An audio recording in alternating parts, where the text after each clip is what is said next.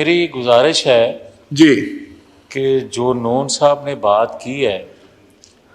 وہ سارے ہاؤس کی آواز ہے، اور جو بات راجہ ریاض صاحب کہہ رہے ہیں اس پہ بھی پورے ہاؤس کا اگر کوئی ایک آدھ اس پہ اتفاق نہ کرے تو الگ بات ہے، مگر پورا ہاؤس اس پہ متفق ہے کہ آپ یہ دیکھیں کہ اگر جی جاری رکھیں پلیز. نوید صاحب جی جاری رکھیں پلیز. کوئی نہیں، آپ مجھے ایڈریس کریں. آپ میں راجہ صاحب آپ کی خدمت میں گزارش یہ کرنا چاہتا ہوں جناب اسپیکر کہ 2-3 ہفتوں میں ایسی سازش بے نقاب ہو رہی ہے اور ایسے انکشافات ہو رہے ہیں کہ میں تو سمجھتا تھا کہ ان انکشافات کو دیکھتے ہوئے اداروں کے اندر ایک بھوچال، ایک طوفان برپا ہوگا کہ ہمارے اداروں پہ یہ جو الزامات ہیں یہ کیسے لگ گئے اور پاکستان جیسے ملک کو کتنا بدنام کیا جا رہا ہے. وہ احتساب کے لیے کوئی نہ کوئی راہ ڈھونڈ رہے ہوں گے، سخت احتساب کے لیے کہ آئندہ ایسا ہو نہ. مگر بڑی بدقسمتی ہے کہ بڑی ڈھٹائی سے وہ چہرے جو شرم کے مارے جو ہے وہ لوگوں کو چہرہ نہ اپنا دکھا سکتے، وہ ڈھٹائی سے ٹکٹیں بھی تقسیم کر رہے ہیں اور سہولت کاری کا رول بھی ادا کر رہے ہیں. تو اس کے ہوتے ہوئے آج میں سن رہا تھا اس جماعت کے جنرل سیکرٹری اس بل پہ جاوید لطیف صاحب میں وہی عرض کرنا اس بل پہ بات میں یہ عرض کرنا چاہتا ہوں کہ ان کے جنرل سیکرٹری جو ہیں وہ آج کہہ رہے تھے کہ وقت آ گیا ہے کہ جو الزامات لگا رہے ہیں عمران خان صاحب اور جو نوید صاحب ایک سیکنڈ اگر اجازت دیں سر، وہ کہہ رہے تھے کہ اگر آپ جو الزامات عمران خان لگا رہے ہیں آرمی چیف یا اداروں پہ،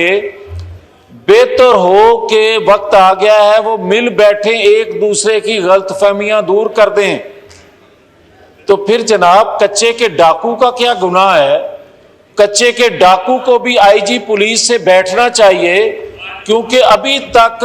وہاں جو آپریشن ہو رہا ہے پھر اس آپریشن کے نتیجے میں اگر مکمل نتیجہ نہیں نکل پایا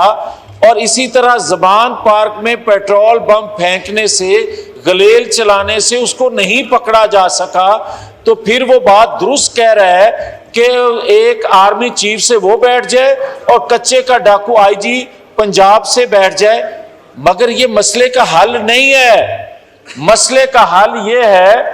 کہ اگر order in the house please. مسئلے کا حل یہ ہے کہ کب تک فیصلوں سے پاکستان کو نقصان پہنچتا رہے گا اور ہم یہ کہیں گے چلو مٹی پاؤ آگے چلیں. یہ مٹی پاؤ آگے چلنے سے کام نہیں بنے گا. آپ دیکھیں کہ ایک فیصلہ آیا، ذوالفقار علی بھٹو کو پھانسی پہ لٹکا دیا گیا اور پھر کہا گیا کیونکہ اب وہ واپس نہیں آ سکتے لہذا آگے چلیں.